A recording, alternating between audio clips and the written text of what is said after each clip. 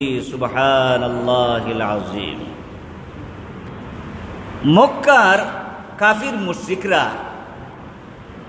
প্রিয় নবী সাল্লাল্লাহু আলাইহি ওয়াসাল্লামকে প্রশ্ন করল, হে মুহাম্মদ, তুমি তো বলো তোমার আল্লাহকে সেজদা করতে, তুমি তো বলো তোমার আল্লাহকে রুকু করতে, তুমি তো বলো তোমার আল্লাহর গোলামি করতে, তুমি তো বলো তোমার আল্লাহর প্রশংসা করতে, তাহলে বলো তো তোমার মালিক ও মওলার নাম কি?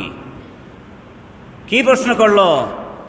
তোমার মালিক ও মওলার জাতি নাম কি? জাতি নাম কি? হযরত জিবরাইল আলাইহিস সালাতু ওয়াস সালাম আরশে আজিম থেকে দুনিয়ার জমিনে নাজিল হইলেন। নাজিল হয়ে বললেন, ইয়া রাসূলুল্লাহ, ইয়া হাবিবাল্লাহ, এই কাফির মুশরিকদের প্রশ্নের উত্তরে আপনি বলুন, ইন্নানি আনাল্লাহু লা ইলাহা ইল্লা আনা ফা'বুদনি ওয়া আকিমিস সালাতা লিযিকরি।